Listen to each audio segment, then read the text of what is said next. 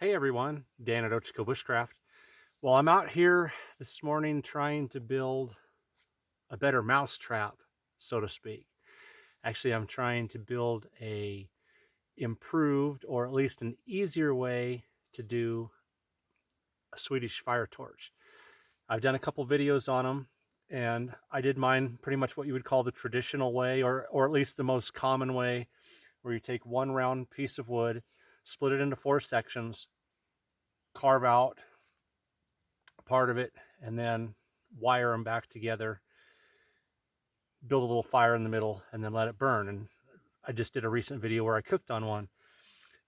2 problems I have with that is, one, all of the work that goes into preparing one single piece of wood, having to cut it into 4 separate pieces, and then the wire would be the second issue, having to wire it back together. So I started looking on YouTube, and I typed in Swedish fire torch and started going through other people's videos to see if somebody had come up with a better mousetrap. And I caught a video where a gentleman had just taken 3 rounds like this, took his hatchet and trimmed out a section of each round, and then just stood them up together, in a triangle, put his fire in the middle, and did a Swedish fire torch that way. I thought, okay, that's what I was looking for. That's what I was thinking about. A way to eliminate the wire in case you don't have wire with you, and also to cut down on some of the work rather than having to take one single piece of wood, quarter it, and then try to get it to, fasten back together, because it may not stand unless you have wire or something. So I got 3 pieces of cut wood. I'm going to try this person's idea out this morning. You guys are going to get to see it with me. This is the first time I've done this, and so it's going to be an experiment. And that's one of the fun things about bushcraft, learning traditional skills, even modern skills, is going out and trying new things, experimenting, perfecting the old and what works, and learning new and trying new things along the way. And by the way, speaking of learning new things, I'm learning new uses for Gorilla Tape, because I've been putting off buying a pair of gloves for as long as I could. And as you can see, more and more sections of these wool gloves are getting taped back together with Gorilla Tape. But it's holding. This one's been holding for many months, and this is a new one this morning. And as you can see, this one is coming off, so it's going to get the next section of tape. All right,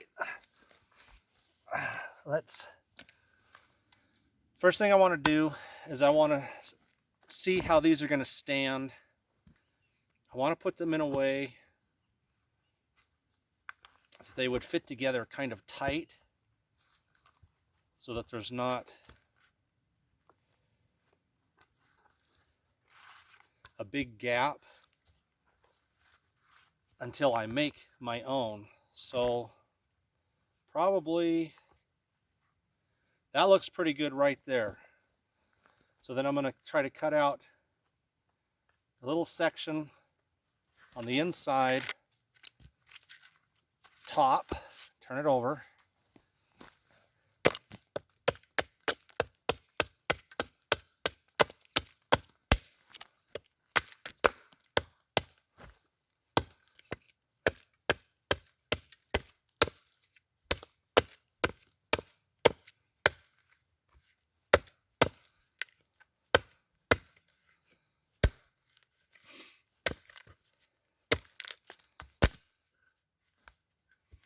and I think that's gonna work.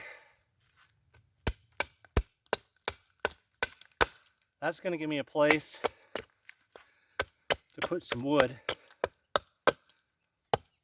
inside,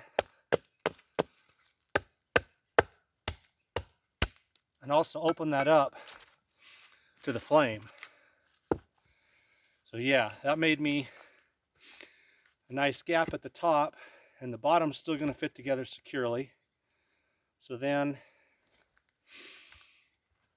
I want to do the same thing on these other pieces. So on this one, I want a section right there.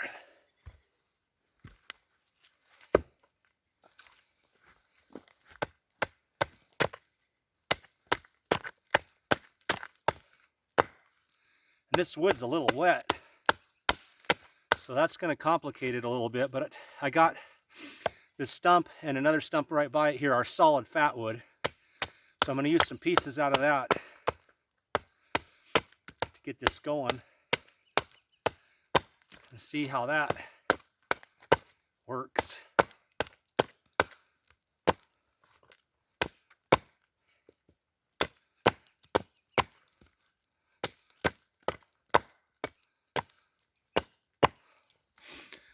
Okay.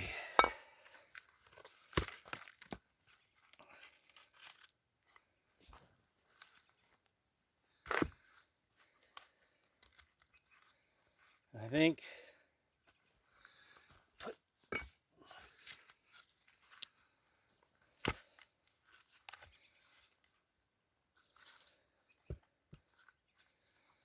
that will work there. So then I would want to cut a section out of here.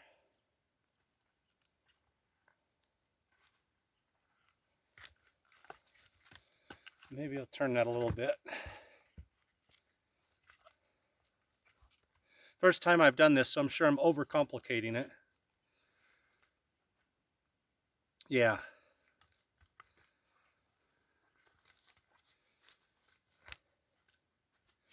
I'm going to cut this section out right there.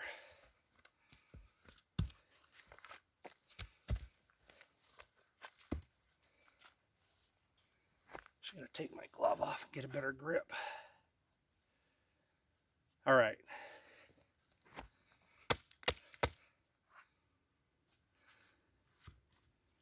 Actually,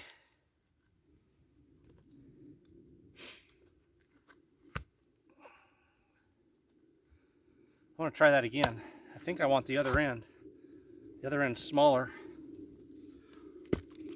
Sorry guys, it's a learning process for me. First time I've done it.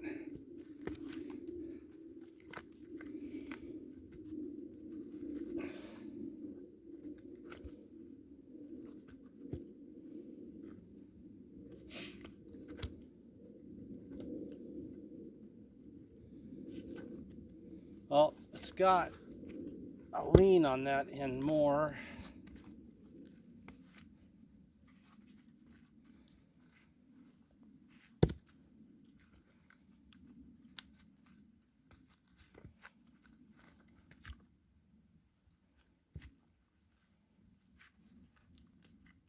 All right, I'm going to go ahead and take a section out of that other end like I originally intended.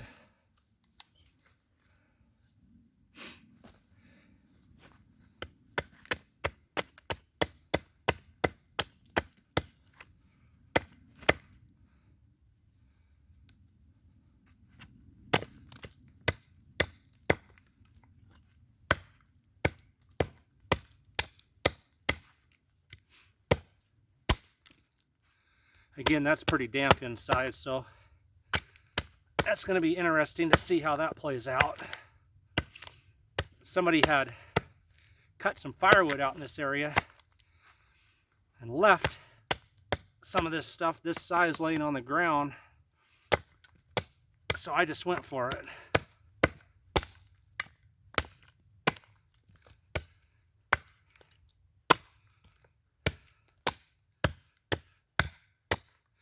Okay,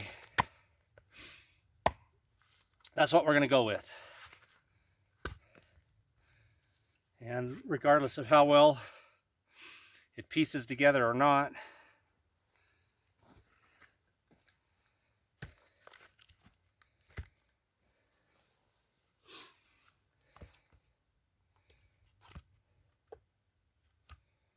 okay, I got a fire pit over here. I'm going to move this over to the fire pit.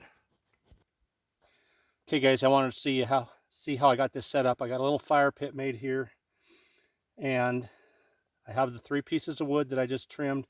I shoved a bunch of pine needles down in here about halfway, and that's just a catch so that as I put my little pieces of fat wood, and I'm going to get some limbs and stuff off trees, put some shavings in there, it's just so that it won't fall all the way down right off the get-go, and I'll have some stuff up here high to get the flame going up top. And then as it falls down, I can put some more stuff in the middle. And we'll just see if this burns. So I got a good supply of fat wood here. Whole bunch pieces that are all out of that stump that I was doing my work on. I'll start just by loading those in. Almost every old stump out here is filled with fat wood, so it's easy to come by. Okay, let me go get some few twigs, smaller twigs and things to put up on top, and then we'll make some curls or something to go in there. Okay, got a bunch of moss, little twigs. Oh.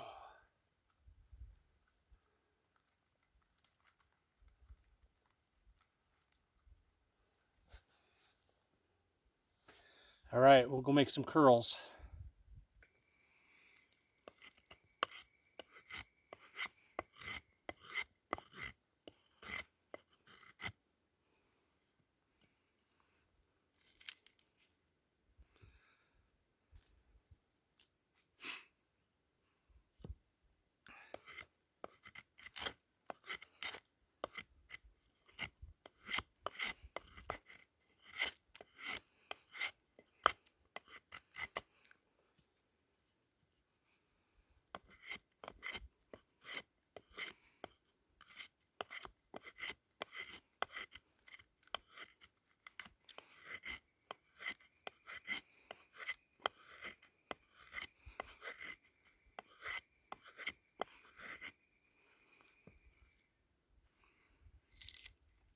And I'm just going to keep it that until I get a pile maybe twice or 3 times this size. And then we'll take that over to our Swedish fire torch. All right.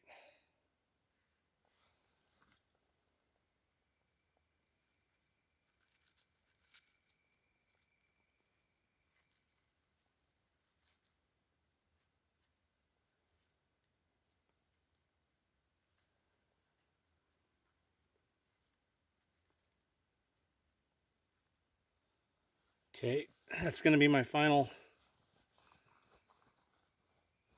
bit of kindling or tinder that I put in there. Then I'm going to try to get some small shavings from my ferro rod right on the top.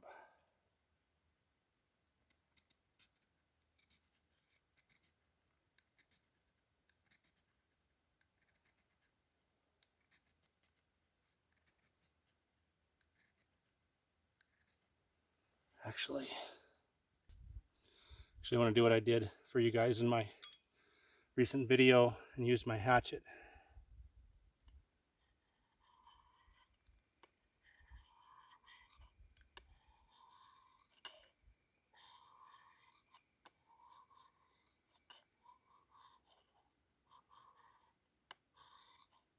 Okay, got some fine shavings from the ferro rod down in there. Let's see if we can get those to take off and get all this going. Everything's just a little damp. We had a huge rainstorm out here night before last.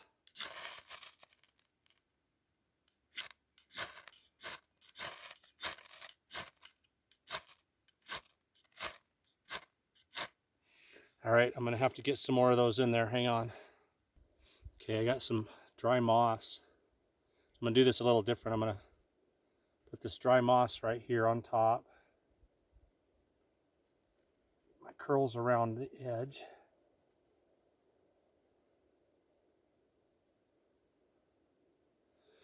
And then put a few shavings from the ferro rod in there again. This time right in that moss.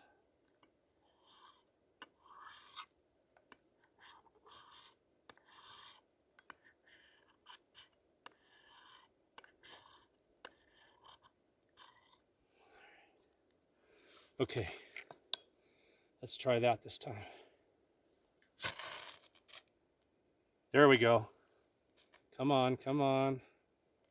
All right. That's good. Yep.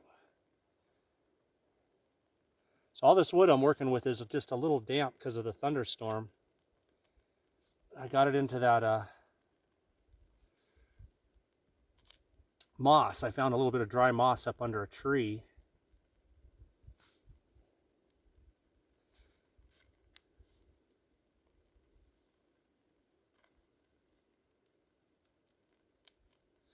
All right. We'll see what happens. I got fat wood down in here. I got dry limbs down in here. And I've got the curls and shavings up on top with 2 little pieces of fat wood that I just stuck on the top.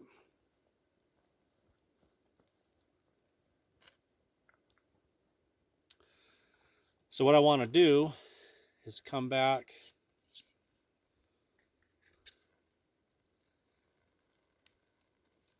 from time to time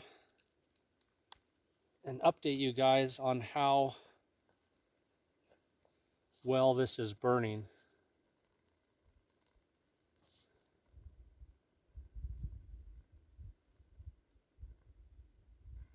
So that's going to take right off and start moving down through there. Get into those dry limbs, the rest of these curls, then into the fat wood. And we'll see if that's enough to ignite these, because again, they're damp on the outside, but they should be some drier stuff on the inside that it should burn into. All right, guys, I'm going to pause you guys, and we're going to come back from time to time and just watch and see what happens here. All right, guys, we are 10 minutes in, 10 minutes, and everything's looking good. Everything's looking really good. Actually, you know, and I was concerned, like I told you, these were pretty damp, but especially this back piece here is really, really starting to burn good by itself. And the wind's coming through this way towards you guys. I'm sitting right back here. I'm going to move the camera in a minute so you can see where I'm at. But yeah, we're over 10 minutes in now. I haven't had to do anything to it. It's just burning down all on its own. It looks good. It looks good. We'll I'm going to move you guys around and show you where I'm sitting.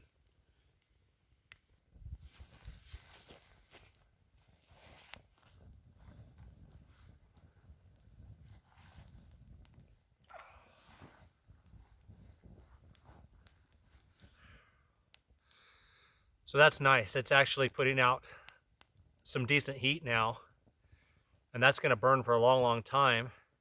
And there's plenty of flame now. If I want to take a frying pan or my Pathfinder 1-quart pot, it would sit up on top of these just perfect. Boil some water, fry some eggs like I did in the last video when I did the sausage and kielbasa, or kielbasa and eggs. So this is great. And like I said, this is a learning process too. You know, I come out here, practice the things I know, sometimes see if there's ways to improve upon them, and at the same time probably do what you guys do and check out other videos on YouTube along with survival books and see if there's something new I might want to try. So this is cool because, number one, if I don't have wire with me to wire back together a single piece of wood, all 3 of these are self-standing.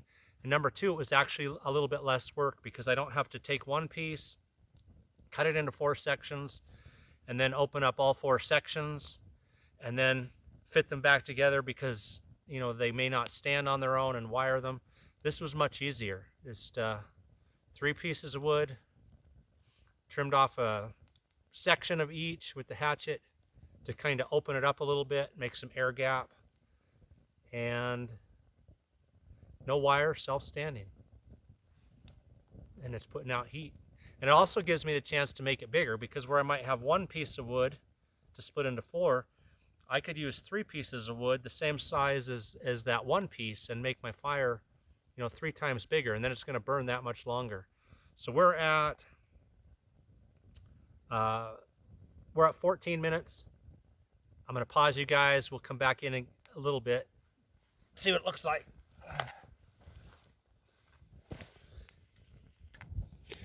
All right, guys, we are now 30 minutes in. I've added a few small twigs to the middle because it started to burn down to almost no flame.